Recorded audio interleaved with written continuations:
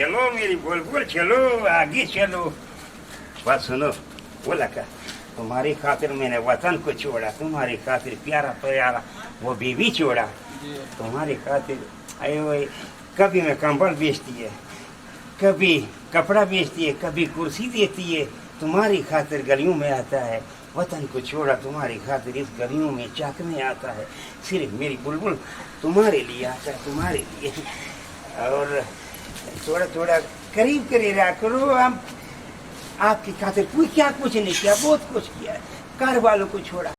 ते हमारा ख्याल रखा करो इधर, ठीक है ना बुलबुल का बच्ची। भाई भाई आगे लगो, नहीं तुम इधर रहो। चलो गलियों में हम ये ऐनक बेचता है या कुर्बान मोरवरिया, ये शपे गुले शपड़ गुले शपड़ ऐनक वाला वो भाई ऐनक वाला किल्ली हाँ मां जेड़ा पठनका वदा है ए पठान है जेड़ा ना लोकां नु वंगे चवाई खाला बे भाईड़ा। हाँ इसकी काम कीता ही क्या कीता 100 रुपये दी शाय जेड़ी होवे 1000 रुपये दी किस्त ते मार के आओ पिया वंदई ते लट के ते थाई सऊदिया बनाई खाले। दादी अम्मा आज मैंने ये नगला दियो मैं ला देनी ना खला न ते बे मौसमी कीड़िया अजी के याद है ओ अगली दी तो दादी दी बन पाई आई तो ओ दिया ने दा शीशा फाड़ दिता ये तो छट्टी बाल में सब ला दे ला के दे च निक्का भी राई मोया तो पठान तेरे को केड़ी शाय मेरे तो तेरे को पठान का शाय है। दादी अम्मा ठाक बन गया दादी 420 तेरा ना है तो तू किरली दी दादी है ते बहुत प्यारी दादी है। हाय मेरे मत मार पठान नु तू वल ते अगला काम जाने ते किरली जाने। मेरा ना है दादी 420 मुकंदी तरी त देंदी वी करेंदी की पठान दे नाल हुने इससे यकदम अब गोत अटन चे अच्छा हां जल्दी कर। बोल का बच्ची तेरा और मेरा मुलाकात सुबह सी, ठीक है कि तुसी मेरा लगता है कौन सी घर बजो, ठीक है तुम घर बजो बोल का बच्ची, ठीक है जाओ।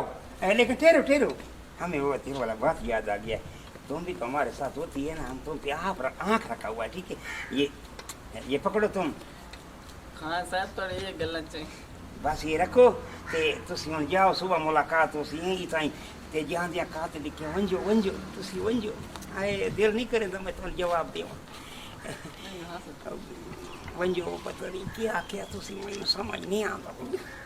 पटाना हो तो गया बुलबुल का बच्ची गया तू ऐनक बेच, बस गली दे बेच ऐनक वाला आ कैंसर ले के वालेकुम सलाम वालेकुम काला खैरियत ठीक ठाक। दादी अम्मा क्या हाल है? गोरे मुखड़े ते काला चश्मा वो तो होंदा है ऐनक देखो परत हो लांदी देखन दे बाल लऊ माया क्यों बाल वेखन दे लमन तू पहले देखन दे शर्म करो यार, ना करो यार। देखो नुकसान हो रहा है, क्या है ये जोर में ये ज्यादती है, क्या है? बदमाशी करूं मैं मेरे नाल ना मैं गो दे कमरे ना करो सर। मुकंदी तरी त देंदी भी करेंदी की इच्छा बदमाशी करे ना मेरा ऐनक तेरा ऐनक मैं नहीं देंदी तेरा ऐनक वेला हालो तुसी ला जाओ कुछ नहीं मैं फड्डी खनिया पठान और कुछ नहीं